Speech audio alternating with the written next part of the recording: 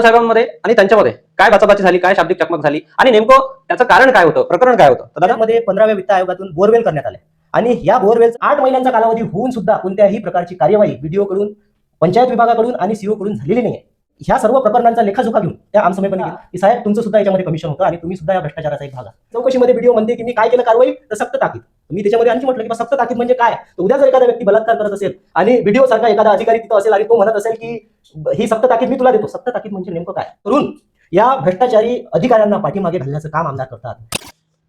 नमस्कार, आपलं या चॅनलमध्ये पुन्हा एकदा स्वागत आहे.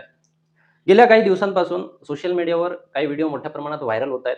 यामध्ये दर्यापूर अंजनगाव विधानसभा मतदारसंघाचे आमदार गजानन लवटे आणि भारतीय जनता अनुसूचित जाती मोर्चाचे जिल्हाध्यक्ष नकुल सोनटक्के यांच्यामध्ये शाब्दिक बाचाबाची झाली, त्याचे जे व्हिडिओ आहेत मोठ्या प्रमाणात समाज माध्यमांवर पसरलेले आहेत.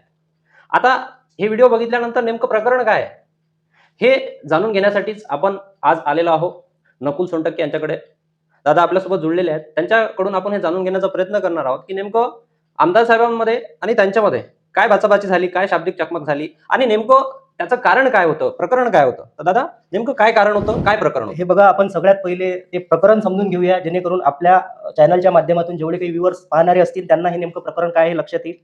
तर येवदा ग्रामपंचायतमध्ये 15व्या वित्त आयोगातून बोरवेल करण्यात आले आणि या बोरवेलचं जे इस्टिमेट तांत्रिक मान्यता जी होती ही 200 फुटाची होती, परंतु प्रत्यक्षात हे बोरवेल फक्त 100 फुटच करण्यात आली आणि त्यामुळे काही नागरिकांनी याच्यावर आक्षेप घेतला की बा ही बोरवेल 100 फुटच आहे, त्यामुळे परंतु जे बिल आहे, जे ठेकेदाराकडून जे बिलिंग निघालं ते 200 फुटाचं निघालं. तर अशा 5 बोरवेल आणि हातपंप येवद्यामध्ये झाल्या.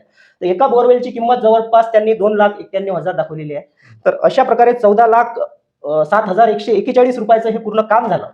तर माझ्याकडे ते लोक आले आणि त्यांनी सांगितलं की याच्यामध्ये खूप मोठा भ्रष्टाचार झाला. आमच्या समक्षच ठेकेदारानं जे ड्रिलिंग केलं ते फक्त 5 पाईप त्यामध्ये टाकले आहेत 20 फुटाचे. ऍक्च्युअल तांत्रिक मान्यतेनुसार त्यांनी 10 फूट ते टाकणं अपेक्षित होतं, परंतु त्यांनी बिल पूर्ण काढलं. जर 5 पाईपचं त्यांनी बिल काढलं असतं तर आमची कोणत्याच प्रकारची हरकत नव्हती, परंतु त्यांनी 10 पाईपचं म्हणजे 200 फुटाचे त्यांनी बिल काढले. तर यावर आमचा आक्षेप होता. मग त्यामुळे मी वारंवार बीडीओंकडे याबाबत तक्रार केली, सीओंकडे केली. त्यानंतर सीओंनी आणि बीडीओंनी कोणताही प्रतिसाद न दिल्यामुळे आपल्या अमरावती जिल्ह्याचे कर्तव्यदक्ष पालकमंत्री आदरणीय चंद्रशेखरजी बावनकुळे साहेब यांच्याकडे ही तक्रार दिली आणि साहेबांनी तातडीनं त्यावर सीओना आणि कलेक्टरला पत्र काढलं आणि सांगितलं की या प्रकरणाची चौकशी करा. परंतु मागील 8 महिन्यांचा कालावधी होऊन सुद्धा कोणत्याही प्रकारची कार्यवाही व्हिडिओ कडून, पंचायत विभागाकडून आणि सीओ कडून झालेली नाहीये. हे एक प्रकरण होतं. दुसरं प्रकरण होतं लाईटच्या संदर्भात. तर लाईट मध्ये माझा ऑब्जेक्शन असं होतं की बा त्यांनी जे लाईट 75 लाईट ग्रामपंचायत प्रशासनाकडून खरेदी करण्यात आले, त्या एका लाईटची किंमत त्यांनी 5,500 रुपये दाखवलेली आहे आणि त्यांचं म्हणणं आहे आम्ही हे जेम पोर्टलवरून खरेदी केली. तर मी प्रत्यक्ष दर्यापूरच्या मार्केटमध्ये गेलो आणि त्या लाईटची चौकशी केली तर त्या लाईटची किंमत 850 रुपये होती. तर ही इतकी मोठी तफावत, तर असे 75 लाईट त्यांनी खरेदी केली. हा दुसरा विषय होता. आणि तिसरा विषय माझा होता खुर्च्यांचा. तर खुर्च्यांची सुद्धा तक्रार मी त्यामध्ये त्यांना दिली की बा जी ग्रामपंचायतनं खरेदी केलेली खुर्ची आहे याची मार्केट प्राइस ही 450 रुपये आहे, परंतु ग्रामपंचायत प्रशासनाने जो जमा खर्च दाखवला त्यावर त्याची किंमत 1,850 रुपये दाखवली, 1,850 रुपये. तर मला सांगा, ही इतकी मोठी तफावत आणि हा इतका मोठा भ्रष्टाचार ग्रामपंचायतकडून करण्यात आला. तर मी या संबंधी चौकशीची मागणी केली, वारंवार पाठपुरावा केला, परंतु कोणत्याही प्रकारची कारवाई झाली. चौथं प्रकरण होतं आपलं, ज्यामध्ये 51 मजुरांनी रोजगार हमी योजनेअंतर्गत ग्रामपंचायत प्रशासनाला कामाची मागणी केली होती, परंतु नियम असा असते की 15 दिवसाच्या आत त्यांनी काम देणं अपेक्षित होतं, परंतु त्यांनी कुठल्याही प्रकारचं काम त्या मजुरांना उपलब्ध करून दिलं नाही. त्यामुळे ते मजूर माझ्यापर्यंत आले आणि मी या मजुरांच्या वतीने माननीय पालकमंत्री चंद्रशेखरजी बावनकुळे साहेब यांना पत्रव्यवहार केला की साहेब यांना काम मिळालं नाही म्हणून हे रोजगार भत्त्यासाठी पात्र आहेत. तर साहेबांनी तातडीनं पत्र काढलं की मजुरांच्या बाबतीत मजुरांवर होणारा अन्याय मी कदापि सहन करणार नाही आणि तातडीनं जिल्हाधिकाऱ्यांना पत्र दिलं की यांचा रोजगार भत्ता द्या. आणि जिल्हाधिकाऱ्यांनी सुद्धा महसूल मंत्र्यांच्या आदेशाचं पालन करत सुनावणी आयोजित केली आणि सुनावणीमध्ये त्यांनी सांगितलं की संबंधित अधिकारी कर्मचारी यांच्या पगारामधून वसुली करून त्या मजुरांना त्यांचा रोजगार भत्ता द्यावा. मग त्यानंतर प्रकरण आलं तहसीलदार यांच्याकडे. मग तहसीलदारांनी 20 तारखेला म्हणजे मागच्या महिन्यातच 20 तारखेला त्यांनी आदेश काढला आणि त्या आदेशामध्ये 2,66,000 या पीटीओ, एपीओ, रोजगार सेवक आणि ग्रामसेवक यांच्या पगारातून ही रक्कम वसूल करण्याचे आदेश तहसीलदारांनी त्यांना दिले. मग हे सगळे 4 प्रकरण होते आणि मला समजलं की वार्षिक आमसभा दर्यापूर पंचायत समितीची दर्यापूरला आहे. तर मी ह्या सर्व प्रकरणांचा लेखाजोखा घेऊन त्या आमसभेमध्ये गेलो आणि माझी अपेक्षा अशी होती की ज्या गोरगरिबांनी, सर्वसामान्यांनी, शेतकऱ्यांनी, मजुरांनी ज्या गजानन लवटे यांना मतदान केलं त्यांच्यापासून त्यांची ही अपेक्षा होती की जर प्रशासन मला न्याय देत नसेल तर कदाचित आमदार तरी मला न्याय देतील.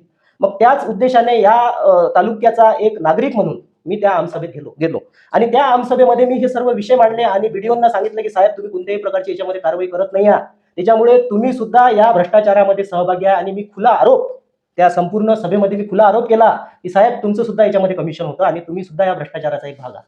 तर त्या प्रकरणावर यांनी जे म्हटलं व्हिडिओनी त्यांनी म्हटलं की मी त्याला सक्त ताकीद दिली. तर हा सक्त ताकीद देण्याचा विषय आहे काय? मला सांगा, याच्यामध्ये लाखोंचा भ्रष्टाचार झाला आणि लाखोंचा भ्रष्टाचार जर कोणता ग्रामविकास अधिकारी करत असेल आणि त्याला जर व्हिडिओ पंचायत विभागाचा तालुक्याचा जो प्रमुख असतो तो म्हणत असेल की मी त्याला सक्त ताकीद दिली, तर हे भ्रष्टाचाराला प्रोत्साहन देण्याचं काम एका तालुक्याच्या प्रमुख अधिकाऱ्याकडून होत आहे आणि ते प्रोत्साहन दिल्यामुळे भ्रष्टाचार फोफावण्याची शक्यता सुद्धा आहे. त्यामुळे मी त्यांना खुलं चॅलेंज केलं, साहेब तुमच्यावर माझा खुला आरोप आहे. त्यावेळी आमदारांनी माझी बाजू एक पक्षाचा म्हणून नव्हे तर या मतदारसंघाचा एक नागरिक, सर्वसामान्य नागरिक म्हणून त्यांनी माझी बाजू त्यांच्याकडे मांडणं अपेक्षित होतं. परंतु आमदार साहेबांनी सुद्धा व्हिडिओची पाठराखण केली. तर ही या दर्यापूर अंजनगाव मतदारसंघासाठी अतिशय निंदनीय गोष्ट आहे की एक लोकप्रतिनिधी ज्या वेळेस प्रशासनाची बाजू धरतो त्यावेळेस जनतेला, सर्वसामान्य जनतेला, शेतकऱ्यांना, मजुरांना कधीही न्याय मिळू शकत नाही. आणि आपण जर पाहिलं की ती जी सभा होती त्या सभेच्या वेळी सगळे जे उबाटाचे जे पदाधिकारी होते, कार्यकर्ते होते, हे सगळे स्टेजवर जाऊन बसले होते आणि संपूर्ण स्टेज हे त्यांनीच भरलं होतं. असं वाटत होतं की हा नेमका उद्धव बाळासाहेब ठाकरे गटाचा दरबार तर नाही भरलेला की ज्यांच्या नेतृत्वात आमदारांच्या नेतृत्वात हा दरबार भरलेला आहे. तर अशी संपूर्ण तिची ती एकंदरीत परिस्थिती मला दिसली.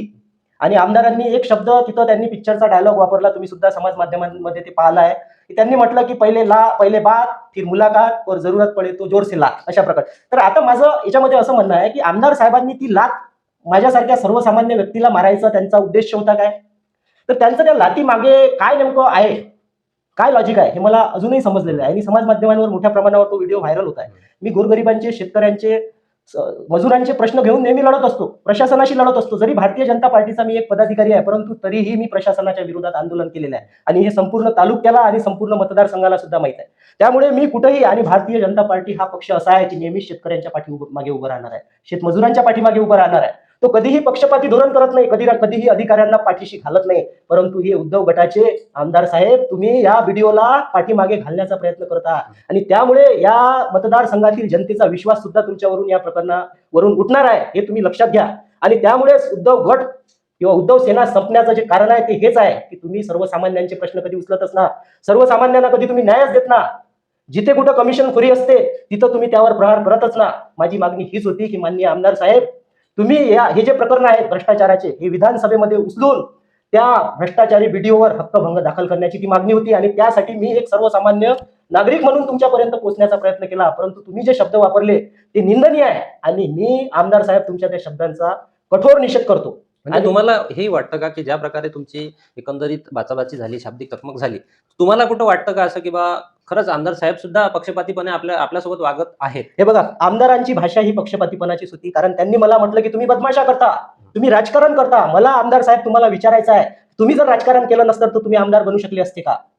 जर सर्वसामान्यांच्या, गोरगरिबांच्या, शेतकऱ्यांच्या प्रश्नासाठी जर राजकारण करायचं काम पडत असेल तर भारतीय जनता पार्टीचा एक कार्यकर्ता म्हणून मी नेहमीच ते राजकारण करेल आणि प्रशासनाविरोधात माझा नेहमीच प्रहार राहील. कारण आमचे नेते आदरणीय देवेंद्रजी फडणवीस यांनी सुद्धा या भ्रष्टाचाराचा विरोध केलेला आहे आणि कधीही ते भ्रष्टाचाराला थारा देत नाही. सर्व यंत्रणा, सर्व योजना त्यांनी ऑनलाईन आणून टाकलेल्या आहे. हे कशासाठी? तर हा भ्रष्टाचार संपला पाहिजे. तुम्ही ज्या प्रकारे आता वार्षिक आमसभेमध्ये तुमची हजेरी लावली, माननीय आमदारासोबत तुम्ही बोललात त्या विषयासंदर्भात, तर जे काही पुरावे होते ते तुम्ही आमदार साहेबांना मी पुरावे दिले त्यांना. पालकमंत्र्यांनी जे रिमार्क मारला होता आणि पालकमंत्र्यांनी जिल्हाधिकाऱ्याला, सीओला रिमार्क मारला की तातडीनं याच्यावर कारवाई करा. कारण मी एका पक्षाचा पदाधिकारी असल्यामुळे माझ्याकडे आलेला जो गोरगरीब वर्ग आहे, सर्वसामान्य व्यक्ती आहे, त्याचं काम होणं हे माझ्याकडून त्यांना अपेक्षित असते. त्यामुळे त्यांच्यासाठी मी नेहमीच पाठपुरावा करतो आणि तत्पर राहतो. हे सर्व मतदारसंघाला म्हणा किंवा दर्यापूर तालुक्याला माहित आहे की मी नेहमी आंदोलनाच्या माध्यमातून, उपोषणाच्या माध्यमातून गरिबांचे, सर्वसामान्यांचे, शेतकऱ्यांचे प्रश्न मांडत असतो. माझा उद्देश कोणत्याही प्रकारचा राजकारणाचा नाही. परंतु हे आमदार साहेब जर मला राजकारणी समजत असतील गोरगरिबांच्या प्रश्नासाठी तर आहो, मी राजकारणी आमदार साहेब. परंतु तुम्ही आमदार बिगर राजकारण करून झाले का याचं तरी तुम्ही म्हणजे एकंदरीत तुमची अपेक्षा होती की या वार्षिक आमसभेमधून जे तुम्हाला अपेक्षित होतं की ग्रामसेवक, त्यानंतर व्हिडिओ यांच्यावर काहीतरी कठोर कार्यवाही झाली पाहिजे होती, या अपेक्षेनं तुम्ही त्यांच्याजवळ गेला होता. परंतु ती कार्यवाही झाली नाही, उलट त्यांचीच पाठराखण व्हिडिओची माननीय आमदार साहेबांनी केली असं तुम्हाला वाटतं? हो. कारण हे बघा, त्यांचे सगळे पदाधिकारी हे स्टेजवर बसले होते, अधिकाऱ्यांना कुठेही बसायला जागा नव्हती. हे बघा, ती आमसभा सर्वसामान्य नागरिकांची होती, पक्षाची नव्हती. आमदार साहेब त्यामुळे तिथं अधिकारी बसणं अपेक्षित होतं आणि तुमच्याकडे आलेल्या समस्या तुम्ही अधिकाऱ्याला रोखठोक विचारणं गरजेचं होतं. परंतु रोखठोकपणे तुम्ही समस्या न विचारता त्या व्हिडिओची त्या प्रशासकीय अधिकाऱ्यांची पाठराखण केली. त्या बैठकीमधून काहीच निष्पन्न झालं नाही आहे. माझा आरोप आहे की त्या बैठकीमध्ये एकाही समस्येचं निराकरण गरिबांच्या झालेलं नाही आहे, शेतकऱ्यांच्या झालं नाही, सर्वसामान्यांच्या झालं नाही आहे. हा माझा आरोप आहे आणि या संदर्भात तक्रार सुद्धा मी माननीय जिल्ह्याचे पालकमंत्री आदरणीय चंद्रशेखरजी बावनकुळे साहेब यांच्याकडे दिली आहे की बा सदर आमसभा ही जनतेची नसून उद्धव गटाचा तो दरबार होता आणि त्या दरबाराचं अध्यक्षस्थान आमदार साहेब होते आणि कोणत्याही प्रकारे निष्पक्षपाती काम आमदारांनी या आमसभेत केलेलं नाही. आता ते पक्षपाती धोरण त्यांनी अवलंबलं आणि त्यामुळे त्यांनी जो शब्द वापरला कुठल्या तरी तिरंगा पिक्चरचा, त्यांचं म्हणणं होतं की तुम्ही तिरंगा पिक्चर बघितला का? मी त्यांना म्हटलं माझ्या काळातला तो पिक्चर नव्हता आमदार साहेब, तो तुमच्या काळातला होता. मग त्यांनी म्हटलं की त्या पिक्चरामध्ये कोणीतरी नाना पाटेकर राजकुमार असते आणि राजकुमार नाना पाटेकरला म्हणते की पहिले बात फिर मुलाकात और फिर जोर से लात. माझं म्हणणं आहे की आमदार साहेब ती लात तुम्ही मला मारणार आहे.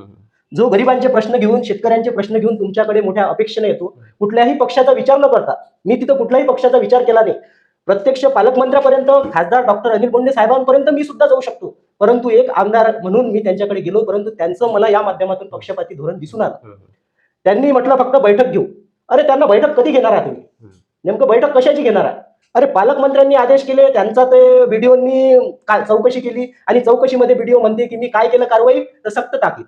मी त्याच्यामध्ये आणखी म्हटलं की सक्त ताकीद म्हणजे काय? तर उद्या जर एखादा व्यक्ती बलात्कार करत असेल आणि व्हिडिओ सारखा एखादा अधिकारी तिथं असेल आणि तो म्हणत असेल की ही सक्त ताकीद मी तुला देतो, सक्त ताकीद म्हणजे नेमकं काय? मी इथं व्हिडिओना विचारलं तर सक्त ताकीद म्हणजे भ्रष्टाचाराला प्रोत्साहन देण्याचं काम त्या व्हिडिओनी केलं. तिथं आमदार साहेबांनी त्यांना खडे बोल सुनावायला पाहिजे होते की तुम्ही भ्रष्टाचाराच्या प्रकरणात सक्त ताकीद कसे देता, तुम्ही त्यांची वसुली का केली नाही, त्यांच्यावर निलंबनाची का कारवाई केली नाही, हे उत्तर एका आमदारांकडून अपेक्षित होतं. परंतु आमदार जो प्रश्न विचारणार आहे त्याच्यासोबत पक्षपातीपणा करून तो त्या व्यक्तीला म्हणतो की पहिले बात फिर मुलाकात और जरूरत पडे तो लात. आता ती लात नेमकी ते मला मारणार होते की कोणाला मारणार होते?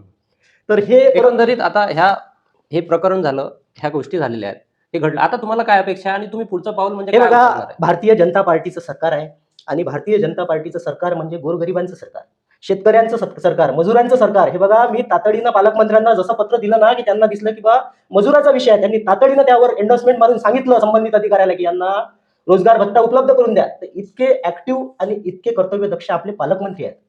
परंतु हे आमदार आहेत, हे आमदार अप्रत्यक्षपणे पक्षपातीपणा करून या भ्रष्टाचारी अधिकाऱ्यांना पाठीमागे घालण्याचं काम आमदार करतात आणि जो सर्वसामान्य व्यक्ती त्यांच्या विरोधात आवाज उठवतो त्यांना म्हणतो की जरूरत पडे तो लाथ. तर मी या घटनेचा पूर्वी सुद्धा निषेध केला आणि आता सुद्धा निषेध करतो. कारण आमदार साहेब, तुम्ही सुद्धा राजकारणच केलं त्या सभेचं. कारण तुम्ही सर्व जे तुमचे कार्यकर्ते आणि पदाधिकारी स्टेजवर बसवले, शासकीय निधीचा तुम्ही दुरुपयोग केला. आमदार साहेब, तो शासकीय निधी सभेसाठी जो भेटला होता तो सर्वसामान्यांचे प्रश्न सोडवण्यासाठी भेटला होता.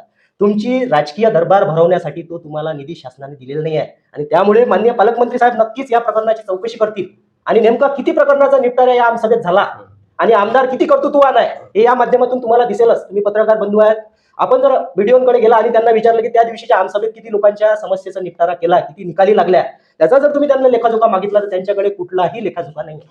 आता शेवटचा विषय हा आहे की नेमकं आता ग्रामसेवक आणि व्हिडिओ यांच्यावर कारवाई झाली पाहिजे, यांचं निलंबन झालं पाहिजे, यासाठी तुमचं पुढचं पाऊल काय हे राहणार? बघा, मी पुढचं पाऊल असं राहणार आहे, मी माननीय आमचे पालकमंत्री साहेब खासदार डॉक्टर अनिल बोंडे साहेब, जे नेहमीच गरिबांचे प्रश्न घेऊन लढत असतात आणि त्यामुळेच आज ते कुठंतरी लोकप्रिय नेते म्हणून ओळखले जातात.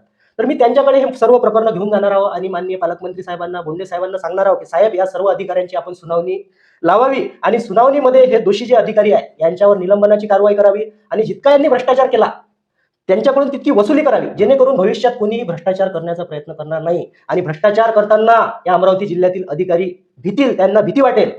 त्यामुळे माझी पुढची जी कारवाई आहे ती माननीय बोंडे साहेबांना आणि पालकमंत्र्यांना आहे की त्यांनी या सर्व प्रकरणांची सुनावणी लावून यांच्यावर कारवाई करावी. हे होते नकुल सुरटक्के. त्या दिवशी जो काही घटनाक्रम घडलेला आहे वार्षिक आमसभेमध्ये, तो त्यांनी त्यांच्या शब्दामधूनच आपल्याला सांगण्याचा प्रयत्न केलेला आहे.